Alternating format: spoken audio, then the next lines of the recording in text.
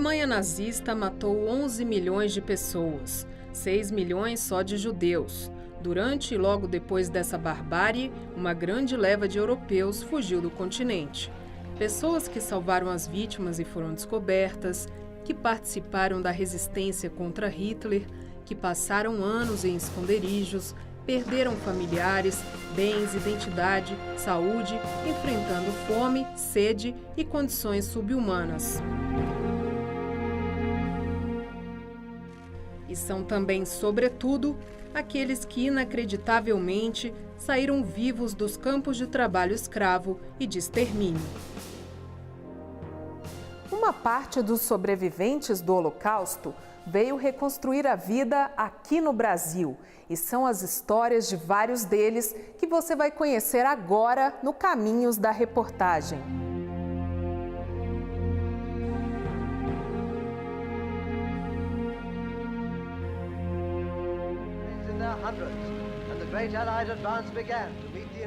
A partir de 1940, quando os alemães invadiram a Holanda, que tudo mudou. Eu tinha 11 anos. A ideia das alemães era que nenhum judeu iria sobreviver à presença deles. Feroz, né? Feroz mesmo. Olha, da comunidade judaica holandesa, 80% foi eliminado.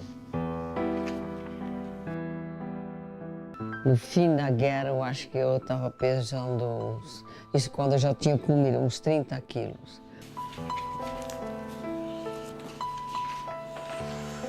Essa era a estrela que éramos obrigados de usar.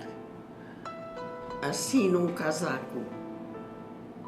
Isso foi em Amsterdã, antes da guerra. No fim dos anos 30 deve ter sido. A minha família foi só eu que sobreviveu, com mais duas priminhas de segundo grau. Essa é a Anne Frank e essa sou eu. Antes da guerra, Nanette foi colega de escola de Anne Frank, a menina judia que ficou famosa por escrever um diário no período em que viveu em um esconderijo com a família, antes de ser levada para o campo de concentração. Lá, as duas se reencontraram. Muito emocionante, né? Porque jamais pudéssemos pensar que nós iríamos se encontrar. Mas ela não sobreviveu. Poucos sobreviveram. E depois o pai dela, o Otto, veio me ver quando eu voltei. Eu fiquei com muito dó dele, porque, no final das contas, a filha dele não conseguiu sobreviver enquanto eu estava viva. Eu fiquei 3 anos no hospital, porque aos sobreviventes não foi dado remédios. Se tivesse dado antibióticos, teria sido muito mais fácil, mas não foi dado. Então, ou se vivia ou morria.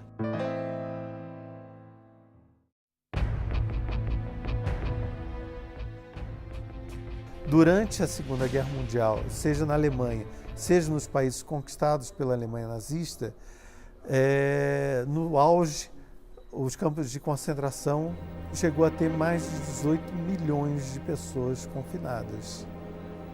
Não só judeus, ciganos, negros, maçons, políticos das mais diversas correntes, desde comunistas até sociais-democratas, liberais.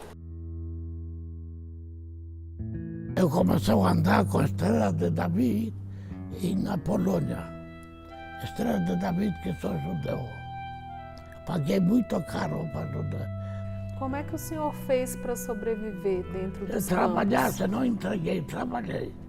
Seu Naftuli passou por 10 campos de concentração entre 1940 e 1945. Um dia roubei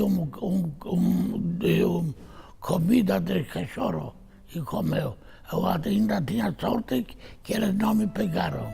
Nem sempre ele escapou dos castigos por ter ido em busca de mais comida, já que nos campos de concentração só era servido um pedaço de pão de manhã e um pouco de sopa à noite, após uma longa jornada de trabalho escravo. Um dia que estava lá trabalhando, bem pequenas batatas, um judeu, mesmo que eu, me denunciou. Já me deu 7 na bumbum e levou na cabeça, vou mostrar. Quer que eu pegue? Assim, e andei 7 ou 10 quilômetros para campo.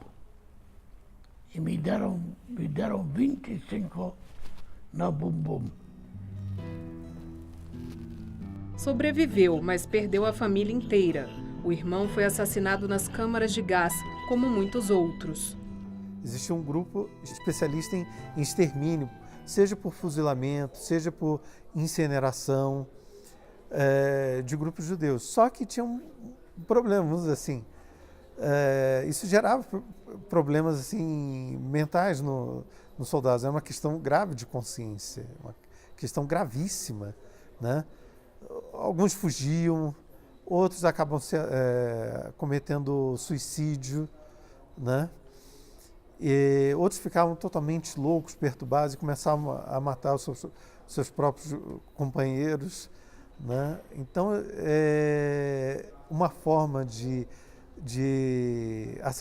vamos dizer assim, praticar o assassinato de um maior número de judeus e não judeus, de uma maneira industrializada, de uma maneira mais eficaz, seria através das câmaras de gás. Até que veio a libertação. Libertado em 45, 23 de abril de 1945, fui libertado.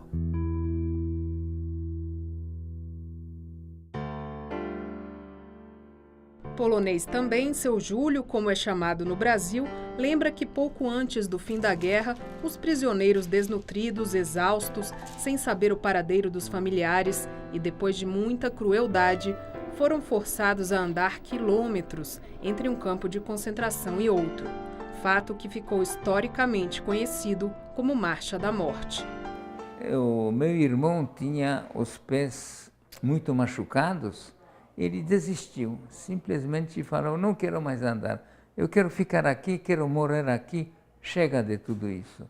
Aí eu com mais 2 amigos, pegamos eles nos ombros, acabamos carregando, chegamos com ele até Ebensee, o famoso campo, o pior campo de toda a Europa, onde 25% dos que habitavam lá morria por semana. A morte estava sempre a um passo de distância. Lá no campo tinha um famoso carrasco alemão de nome Amon Goethe. Ele simplesmente andava no meio do campo e se alguém ele não gostava de alguma forma, simplesmente matava. Pegava revólver e matava.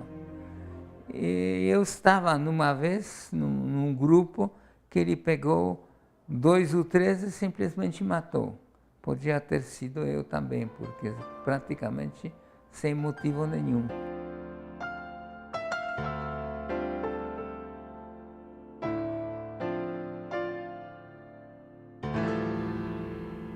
Nascido 8 de 12 de 1944, certo? Certificado. E aqui eu saí do hospital definitivo em 5 de outubro de 1945. Em meio a tantas mortes, algumas histórias de esperança. George nasceu em um campo de concentração e outras 6 mães tiveram filhos no mesmo lugar, com diferença máxima de 3 meses entre os bebês. É um caso raro na história do Holocausto. Para 7 crianças nasceram junto no único local, é absolutamente história única. Não existe outro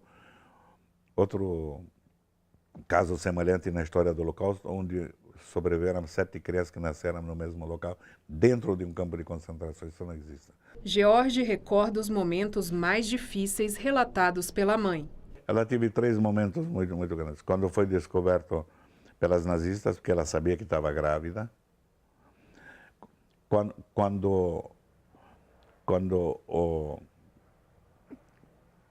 Durante o parto, porque não sabia o que ia acontecer, porque os instrumentos eram poucos.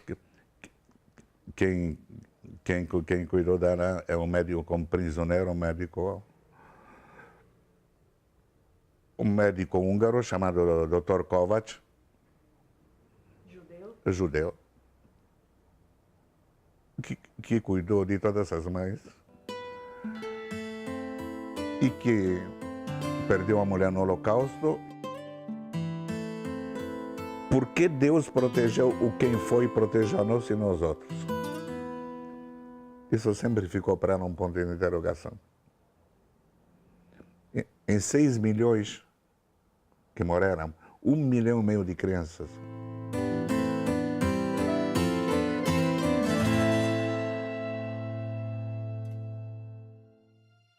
Já a mãe do judeu holandês Bernard vivenciou outro duro desafio: entregar os filhos para famílias não judias e assim protegê-los. Bernard e a irmã passaram a guerra escondidos e adotaram outra identidade. Meu pai foi arrancado de casa,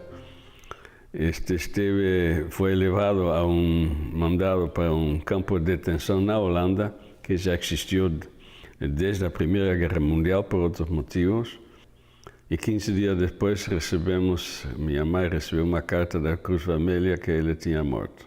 Em base a isso, minha mãe se entregou a si e minha irmã e eu a uma organização da Igreja Protestante de tendência calvinista que assumia proteger os judeus. Bernard e a irmã passaram por filhos adotivos de 6 famílias não judias até chegarem na 7ª família, com quem ficaram mais tempo. Nós fomos ensinados, indoctrinados, dias seguidos. Meu nome não era mais meu nome, meu sobrenome não era mais meu sobrenome, meus pais tinham morrido no bombardeio de Rotterdam. Como é que foi o reencontro com sua mãe? Porque sua mãe sobreviveu, né? Minha mãe um dia não aguentou mais não ver os seus filhos, soube averiguar através da organização que nos cuidava de onde estávamos, pegou com uma amiga e pedalou 150 quilômetros de bicicleta para vir a ver-nos. E aí, de repente, em inglês se chama out of the blue, aí aparece uma mulher que disse que é minha mãe. Isso sempre tenho considerado o dia mais traumático da minha vida. O relacionamento com minha mãe, eu considero, nunca voltou a ser como eu considero que devia ter sido. Ela sentia culpa.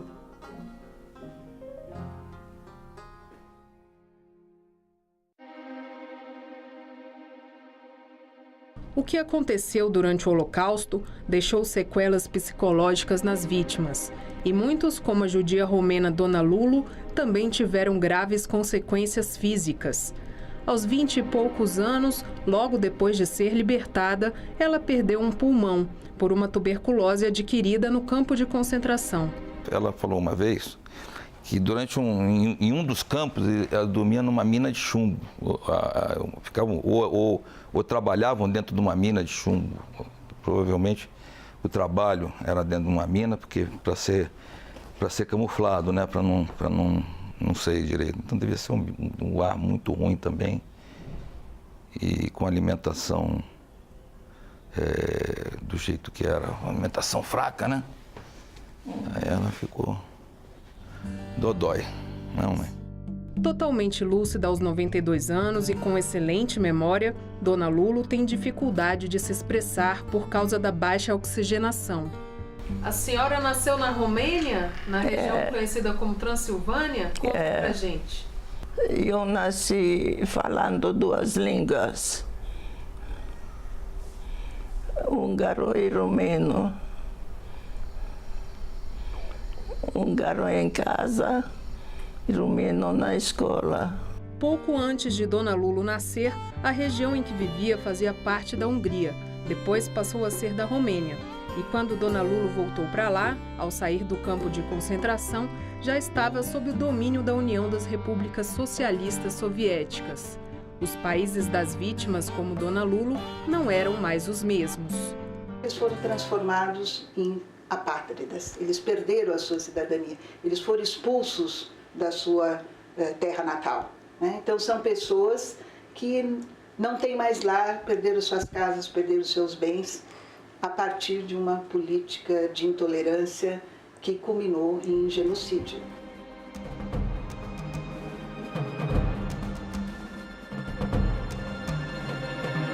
Com o fim da guerra, vários sobreviventes do Holocausto recomeçaram a vida fora de seus países de origem. Muitos vieram para a América do Sul, onde buscaram acolhimento na comunidade judaica que já existia por aqui. A região, entretanto, foi também o refúgio de nazistas. É o que você vai ver no próximo bloco.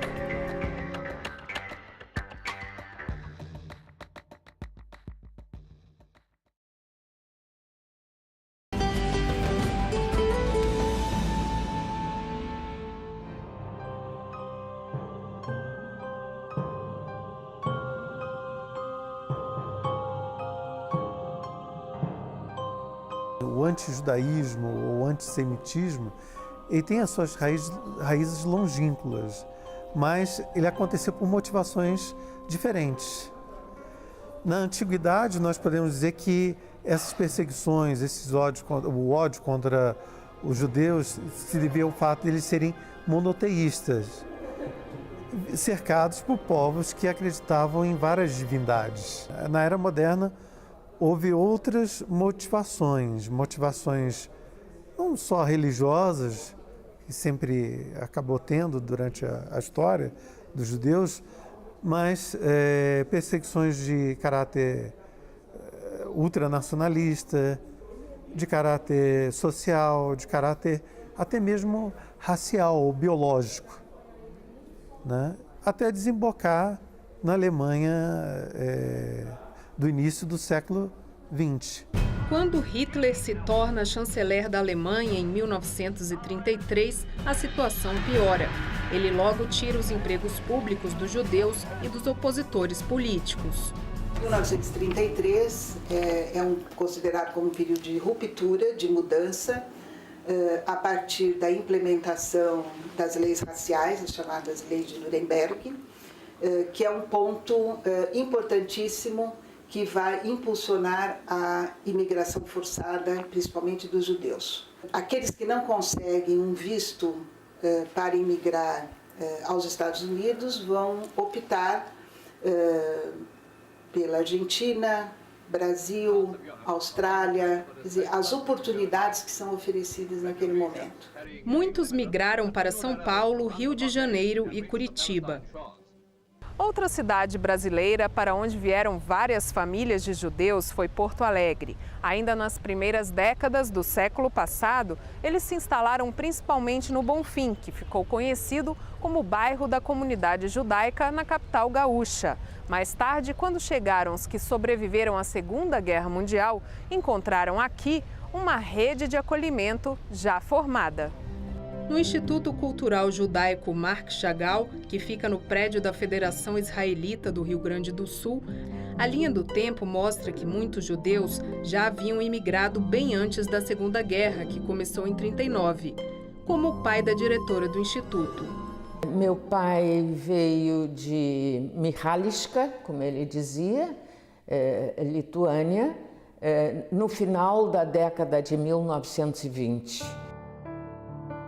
O meu avô era polonês e como a perseguição, o antissemitismo na Polônia estava muito forte, o meu avô e os seus familiares, que era uma família de 9 irmãos, mais a mãe, a ideia era sair da Polônia o quanto antes. O primeiro irmão, Paulo Schwetz, chegou ao Brasil em 1932, se não me engano. Ele era alfaiate e não sabia uma palavra de português. Aí ele começou a trabalhar como alfaiate e mandou dinheiro para vir mais um irmão. Porque, ao contrário do que se diz que todo judeu é milionário e tudo mais, isso é uma mentira. Os judeus da Europa Oriental não tinham grana. Os dois, trabalhando como alfaiate, juntaram dinheiro, mandaram, aí vem meu avô, Benjamin Zdet.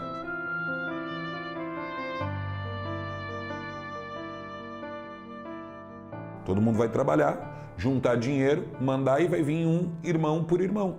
Só que aí estourou a guerra em 1939. O restante da família do meu avô foi exterminado. Os refugiados são aqueles que fugiram dos países ocupados ou da Alemanha a partir de 1933 considerando que as suas vidas estavam em perigo, que as suas profissões estavam comprometidas e a sua própria sobrevivência, assim como de seus familiares. Então eu considero esses como refugiados e alguns optaram por vir para o Brasil e retornar anos depois. Então esses são os exilados. Os sobreviventes do Holocausto são aqueles que estiveram presos em guetos, ou então em campos de trabalho, campos de concentração e, mais especificamente, os campos de extermínio.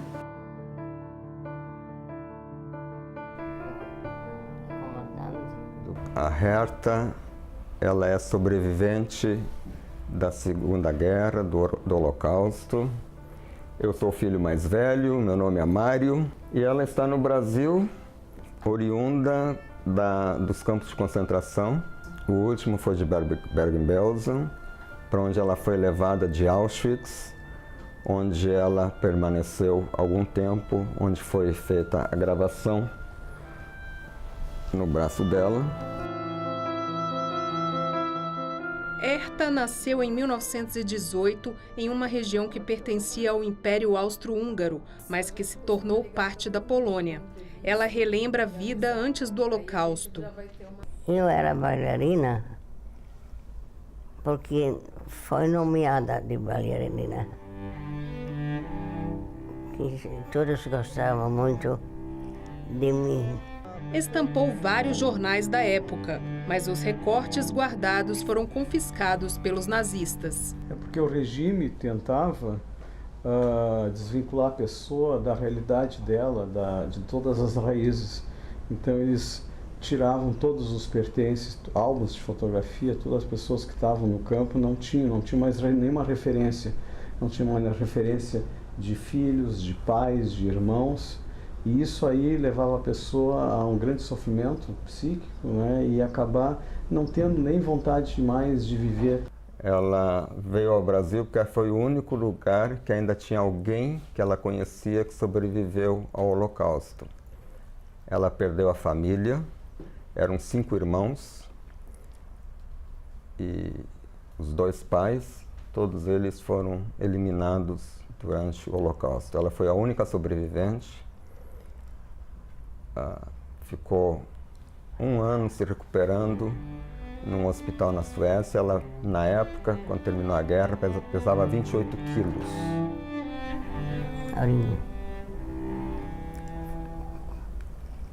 É muito triste. Não desejo para ninguém. Né? É.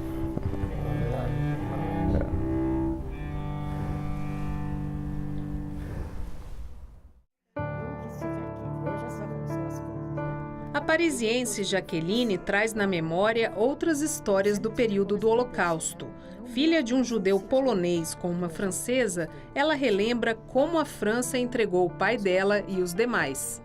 Às vezes acontecia que eram recolhidos, né, pela polícia francesa, que não eram os alemães, que vinham nas casas para pegar. Quando vinham pegar o meu pai, não foi os alemães que entraram lá. Porque tem países que não obedeceram. A Dinamarca e a Finlândia não foram nas casas para pegar os judeus. Tu entendeu? Isso que eu quero te dizer. Isso aí eu acho que tu deve saber pela história. Eles disseram muito bem, vocês querem, vocês vão, nós não vamos. E a França não fez. Infelizmente a França foi muito colaboracionista, como se diz, né? Foi, infelizmente. É que na França havia um governo de colaboração ao nazismo, que é o governo do Marechal Pétain, né? A França de Vichy. Mas aí era declaradamente colaboracionista, e quando foi necessário arrebanharam todos os judeus e mandaram. É importante aqui lembrar que não apenas a Alemanha endossou políticas institucionalizadas raciais, mas também a Itália. Quer dizer, nesse fluxo dos fugitivos da Europa, a partir da política adotada por Mussolini, você vai ter também, a partir de 1939, um conjunto de leis raciais inspiradas nas leis de Nuremberg, que são implementadas na Itália. Mas movimentos de resistência contra o nazifascismo se organizaram em todos esses países. O pai de Jaqueline, por exemplo, conseguiu fugir e até ser assassinado pelos nazistas em 1944, foi um partizan, como eram chamados os participantes.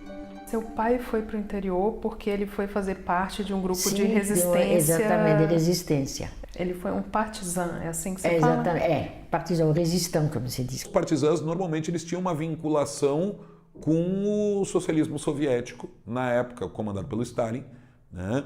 Então eles não eram necessariamente judeus, mas haviam também judeus partisãs. Outra filha de partisãs, já nascida por aqui, é a gaúcha Ieda. A minha mãe, então, com seus pais, foi deslocada para um campo de trânsito. Já faziam trabalhos forçados nesse campo. Ela tinha um namorado nesse campo que disse a ela: tu não vai sobreviver aqui e eu vou te ajudar a escapar. E ela então encontra um grupo de resistência. São grupos que são mistos de russos e judeus fazendo resistência ao exército alemão em território ocupado. Então esses são os partisãs. Ieda conta que a mãe e o namorado sobreviveram, mas ela se casou com outra pessoa. Os sobreviventes eram almas solitárias, eles se reencontraram nesse pós-guerra na cidadezinha da minha mãe. E eles foram reabsorvidos pelo regime soviético e começaram a ter algum trabalho. Eles trabalhavam em uma escola, mas eles estavam extremamente carentes dos seus laços de família. E foram, então, tratar de recuperar esses laços de família. A minha mãe tinha conhecimento sobre tios, que eram tios irmãos do meu avô, que tinham emigrado ao Brasil antes da guerra. A verdade é que o país deles não existia mais. Houve para começar, uma reconfiguração do mapa europeu. Porque o mapa europeu ele se transformou muitas vezes. Então, com o passar dos anos, alguns países perderam territórios, outros países deixaram de existir, outros países acrescentaram territórios, mas a verdade é que a configuração europeia mudou completamente depois da Segunda Guerra Mundial. A Europa lembrava câmara de gás. Tu quer se livrar desse horror. Tu quer deixar o passado no passado e construir uma vida nova, se isso for possível. Não é apenas a mudança de uma fronteira, não, você tem também a mudança de um sentimento de pátria, né? Então é esse desligamento, é a alteração de fronteira, a alteração de nacionalidades ou a perda de uma nacionalidade. A América Latina também foi o destino de criminosos nazistas fugitivos, em especial Chile, Brasil e Argentina. Bueno, no es que con la posterioridad de la guerra se declaraban en forma abierta, sino que han tenido que vivir siempre bajo la superficie de la luz. Sabían que estaban siendo buscados y perseguidos. Es decir, durante las épocas de los gobiernos militares en toda América Latina, los propios gobiernos militares sentían mucho más afecto por el nazismo que cualquier otro. Porque entendían que los iban a ayudar a luchar contra el anticomunismo. No entanto, famoso ex-partizan, o judeu Abba Kovner, da Lituânia, tinha planos para que os nazistas não circulassem impunes pelo mundo. Quem é que foi punido no nazismo? Poucas pessoas no julgamento de Nuremberg, né? E normalmente quem foram as pessoas punidas? Altos comandantes militares, os que foram encontrados, né? Porque alguns conseguiram fugir, outros se mataram antes da guerra acabar. O colaborador que era mais anônimo, esse escapou ileso na maioria das vezes, e era essa a revolta do Kovner. Abba Kovner consegue uma farda de soldado inglês para fazer justiça com as próprias mãos. Haviam algumas prisões comandadas pelo exército americano, onde tinham soldados alemães. A ideia é se infiltrar e colocar veneno no pão que seria servido para os os ex-combatentes alemães que eram prisioneiros de guerra. E isso eles conseguiram fazer, em abril de 46. Não se sabe exatamente quantos morreram, mas na época se falava que algo em torno de 2.000 prisioneiros foram levados para o hospital cometido de algo que suspeitava-se ser um envenenamento ou pelo menos algum tipo de intoxicação alimentar. Depois disso, Kovner vai participar da fundação de Israel. Em 1947, a primeira Assembleia Geral da ONU aprova a partilha da Palestina e em 1948 é criado o Estado de maioria judaica. E o Estado de Israel acolhendo os sobreviventes. Por quê? Porque eles foram transformados em apátridas. Eles perderam a sua cidadania. Eles foram expulsos da sua terra natal. Israel, Alemanha pós-guerra e alguns países que colaboraram com Hitler queriam prestar contas com a história, julgando os criminosos nazistas fugitivos. Para isso, contaram com a ajuda de um novo grupo, os chamados caça-nazistas. Muitos dos caças nazistas, eles foram pessoas que sobreviveram à Segunda Guerra Mundial. Tá? O maior deles sobreviveu a 13 campos de concentração. Alguns ele fugia, ele teve um pouco de sorte, um pouco de habilidade, e depois da guerra ele passou boa parte da vida reunindo documentação para comprovar o envolvimento de todas aquelas pessoas que tomaram parte no genocídio. Adolf Eichmann, responsável pelos trens que iam para os campos de extermínio, foi capturado na Argentina em 1960 com a ajuda dos caça-nazistas. Ele havia imigrado com nome falso e passaporte da Cruz Vermelha. E aí, primeiro pelas vias legais, o governo israelense tentou negociar com o governo argentino, que se recusou a mandar o Eichmann. Como o governo argentino se recusou a mandar o Eichmann, aí sim teve uma ação ousada do Mossad. Quando o governo da Argentina se deu conta, o Eichmann já estava em Israel. E aí o Eichmann acabou sendo julgado 2 anos depois e condenado à morte em Israel, por crimes contra a humanidade, por ter participado do Holocausto. Só que isso gerou um incidente diplomático entre a Argentina e Israel. O mais famoso caçador de nazistas foi o sobrevivente Simon Wiesenthal. Seu nome deu origem em 1977 a uma organização de direitos humanos com sede em Los Angeles e representação na Argentina. Lo que nosotros hicimos fue colaborar acompañando determinados datos a las justicias de cada uno de los países y ayudar en algunas situaciones con extradiciones que se han desarrollado. Durante la década del 90, las más importantes en la que la institución tuvo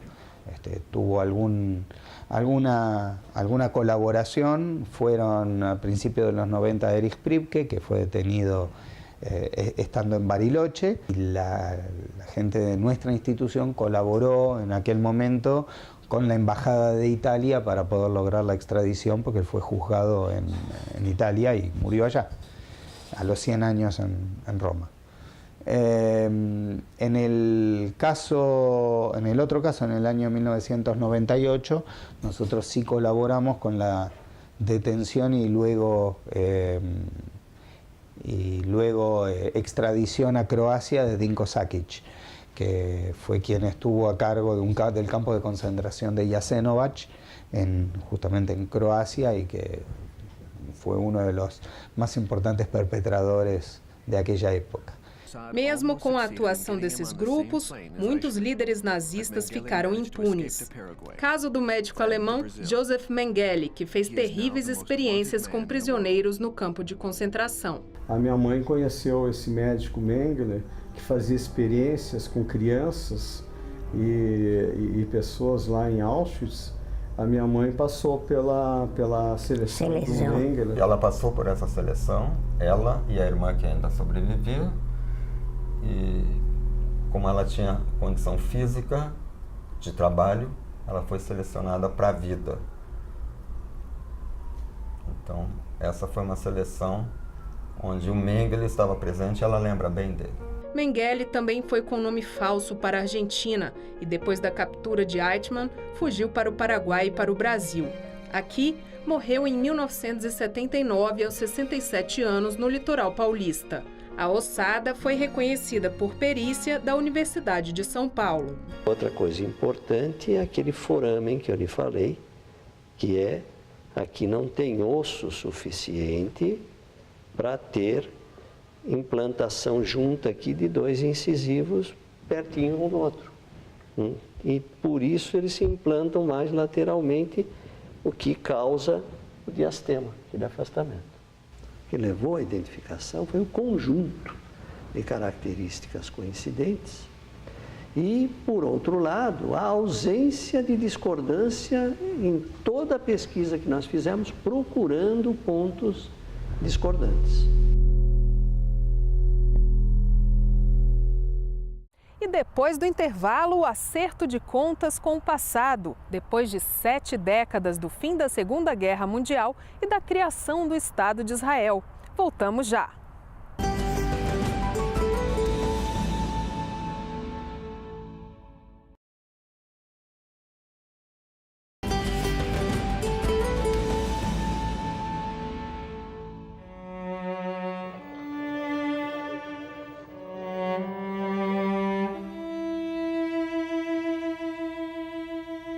Nós só podemos entender o Holocausto pensando na questão da institucionalização de leis raciais, endossadas não só pelo Estado, mas por uma parte da população civil. Nem toda a população perseguiu os judeus, ao contrário, né? A partir dessas histórias de vida que nós estamos registrando, nós temos descoberto muitos salvadores, até então desconhecidos da história do Holocausto e também das perseguições nazistas, que são contribuições inéditas, né, para esses atos de solidariedade que salvaram muitos judeus.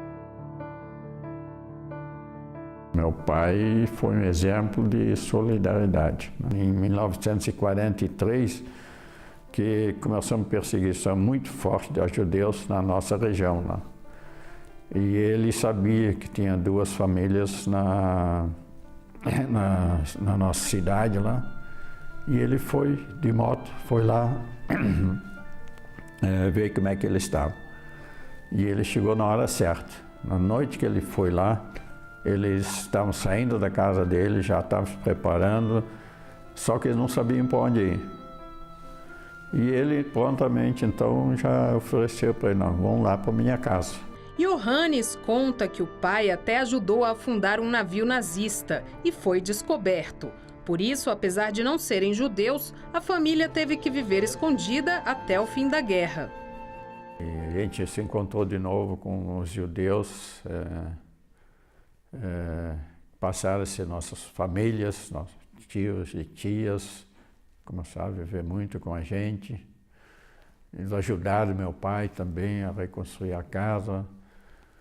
E assim, retomamos a vida aos poucos. Mas meu pai resolveu emigrar. Apesar de estar tudo bem, ele estava muito bem no emprego do governo e tudo,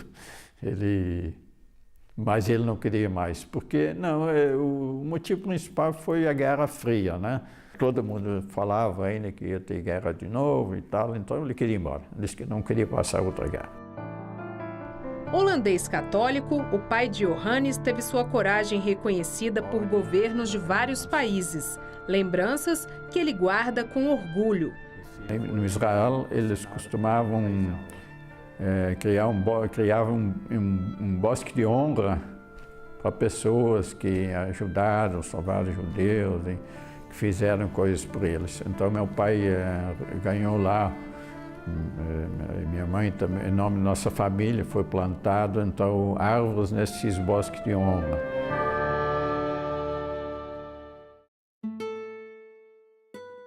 Outra salvadora foi a brasileira de ascendência alemã Aracy Moebius de Carvalho, segunda esposa do escritor e diplomata brasileiro João Guimarães Rosa. Mais ou menos em 35, 36, o meu avô tinha 5 anos, a minha bisavó se divorciou do primeiro marido dela. E na época era muito mal visto uma mulher ser divorciada, né? Então ela pegou o meu avô e foi para a Alemanha, para Hamburgo, encontrar uma tia e morar lá com ela. E a mãe dela sempre foi muito rígida, muito dura, muito alemã. Então ela aprendeu português, inglês, alemão e francês, assim, de uma forma perfeita. E acho que foi o que facilitou para ela conseguir esse trabalho chegando na Alemanha, no consulado brasileiro em Hamburgo. A partir de 1937, o Brasil adota circulares secretas impedindo a entrada de judeus. Nós conseguimos identificar, até o presente momento, mais de 16 mil vistos que foram indeferidos pelo governo brasileiro no período Vargas. Ela ignorou, passou por cima do governo dela, passou por cima do governo do Hitler e continuou dando vistos a judeus, ajudando eles a sair da Alemanha nazista e vir para o Brasil como turista. Os judeus tinham que obrigatoriamente ter um carimbo de um J, né? E ela não dava essa carimbada, que seria ela dando os vistos que daria esse carimbo. Um longa-metragem começou a ser feito em homenagem a Aracy, conhecida como Anjo de Hamburgo, logo depois que ela faleceu em 2011, aos 102 anos. O filme Esse Viver Ninguém Me Tira teve pesquisa e assistência de direção de Sofia. Foi quando ela conheceu ainda mais a história da bisavó. Quem fez a história dela vir à tona foi uma senhora judia chamada Bella Herson, que não foi salva por ela, mas começou a ouvir relatos na comunidade judaica sobre a minha bisavó e falou, a gente precisa homenagear essa senhora. E ela que começou a recolher informações e dados e fez uma pesquisa e foi atrás de familiares para poder fazer a homenagem que ela teve como justa entre as nações e o nome no Yad Vashem. O que é o título de justo entre as nações? É um título concedido pelo Yad Vashem.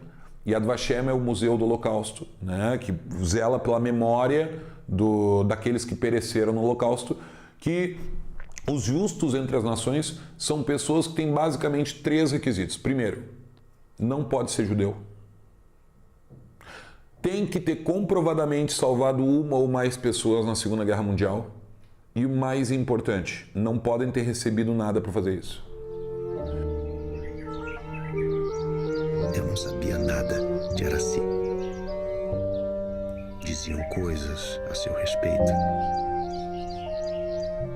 Se ela fugia do foco, eu talvez pudesse encontrá-la no olhar de quem quis iluminá-la.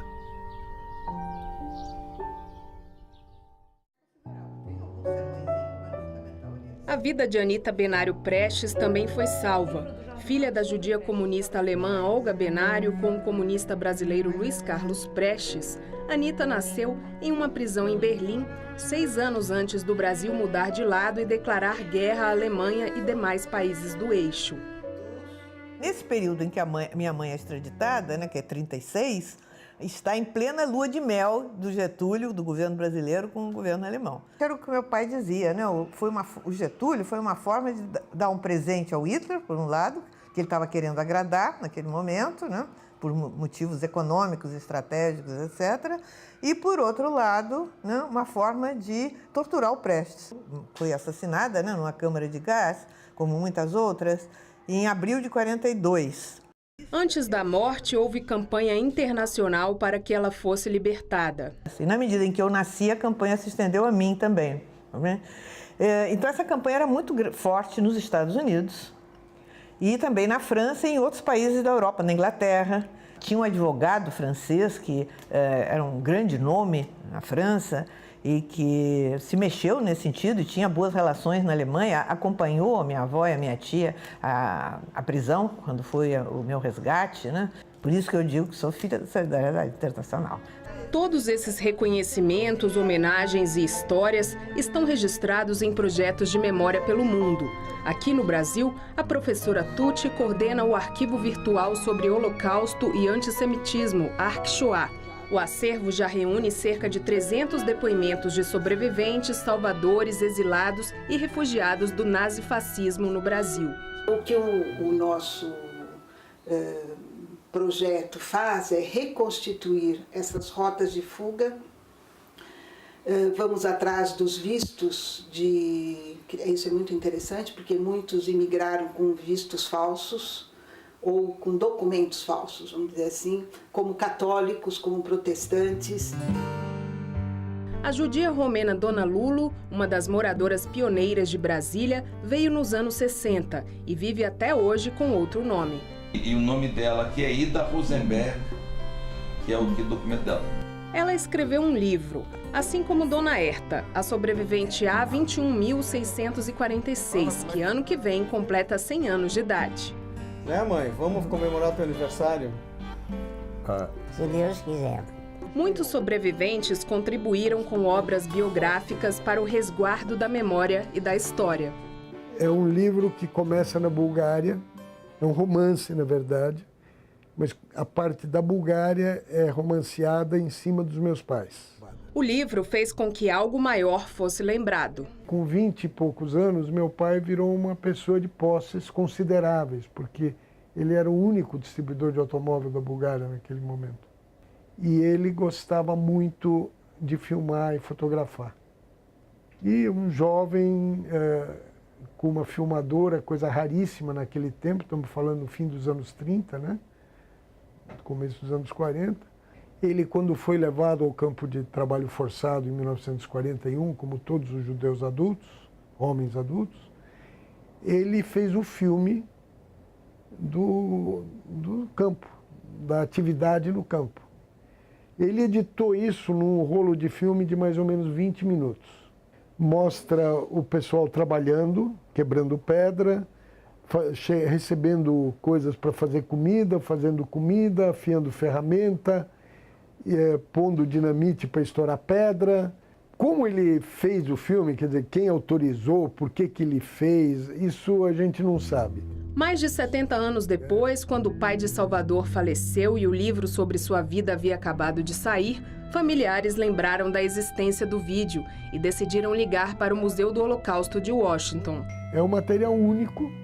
Segundo eles, praticamente não existe filmes da época feito por judeus e certamente não existe filme feito por judeus em campo, seja de trabalho, seja de concentração, menos ainda.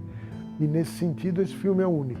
No Brasil, também existem importantes salas guardiãs da história, como o Instituto Marc Chagall, em Porto Alegre. Ele tornou-se um espaço de memória. Ele tornou-se um arquivo histórico no qual nós trabalhamos buscando a preservação deste passado dos judeus que se estabeleceram no Rio Grande do Sul. 70 anos do conflito, não?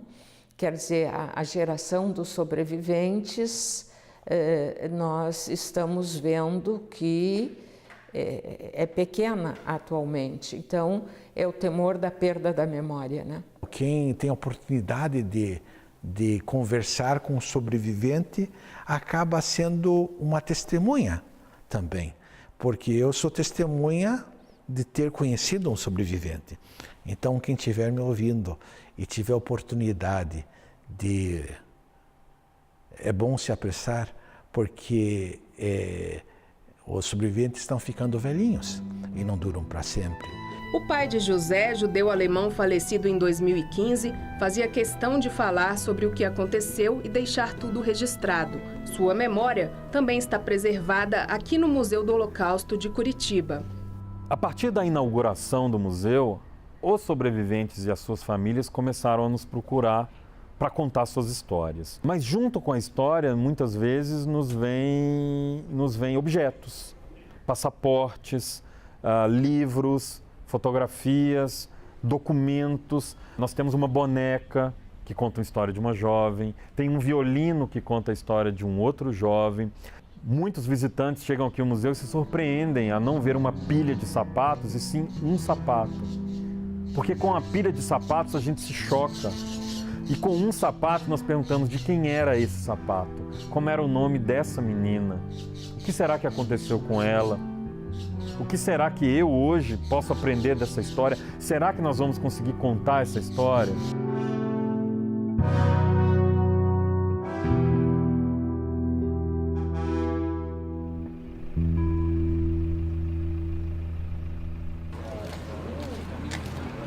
visita a campos de concentração também traz esses ensinamentos. Daniel, que é neto de judeus poloneses, participou do programa Marcha da Vida, financiado por um fundo comunitário. O ponto aqui não é o que os nazistas foram capazes de fazer com os judeus, é o que o ser humano é capaz de fazer consigo mesmo. A capacidade que o homem tem de infligir dor nele mesmo, no seu semelhante.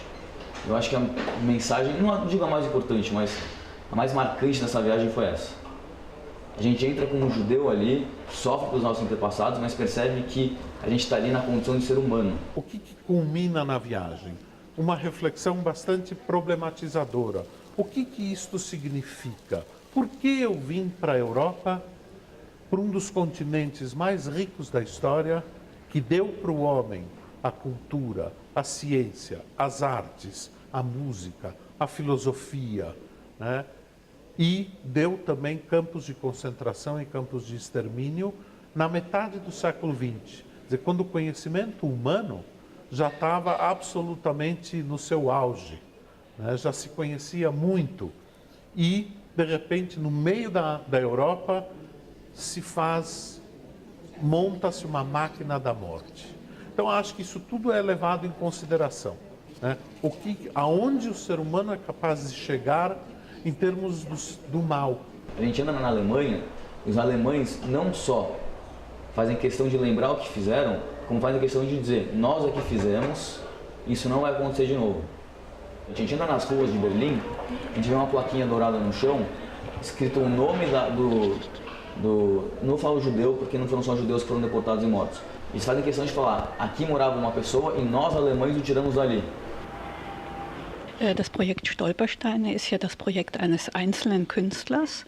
Er hat 2000 damit begonnen, und zwar in Berlin und in Köln, und hat eigentlich gedacht, es ist eine einmalige Kunstaktion, dass er 100 Steine in Köln verlegt für Opfer des Nationalsozialismus, und zwar Opfer aus verschiedenen Opfergruppen. Jüdische Opfer, aber politische Opfer auch, Homosexuelle, die ermordet wurden, und andere Gruppierungen. Und diese Steine sollen an einzelne Personen erinnern.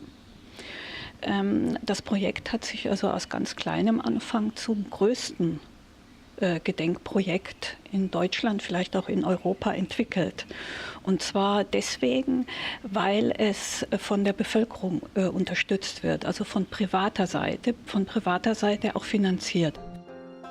Famílias de vítimas que hoje vivem no Brasil também estão registradas nessas pedras espalhadas por 20 países europeus.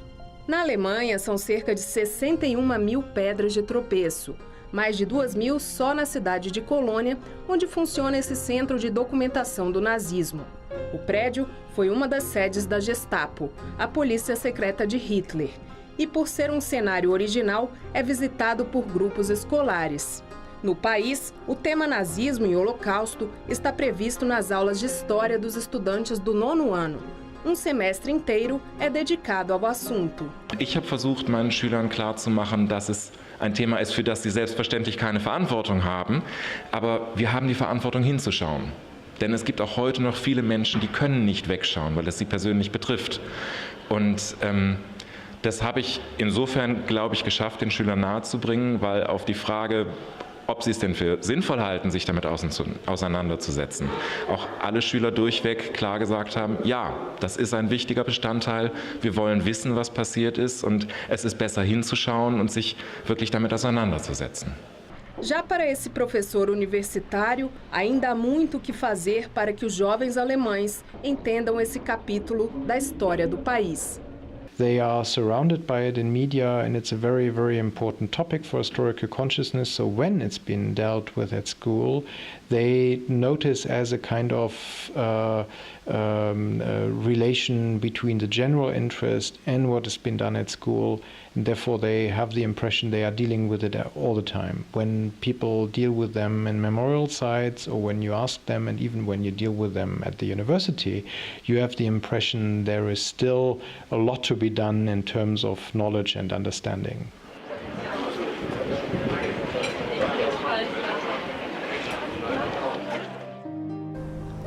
Por isso que ela é uma vencedora. Ela é uma vencedora. E ela é uma pessoa que se sente feliz. Ela não é uma pessoa amargurada. Né, mãe?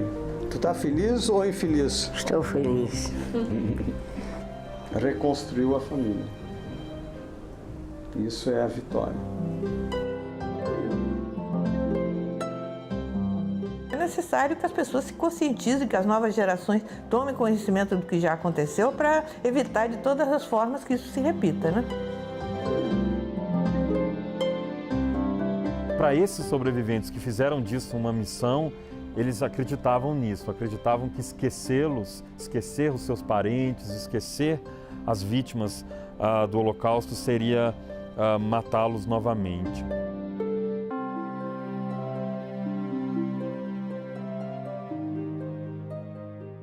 A gente tem que tomar toda a precaução para nunca mais ter ditadura, nunca existir hegemonia de poder e assim adiante, para não acontecerem coisas dessa natureza.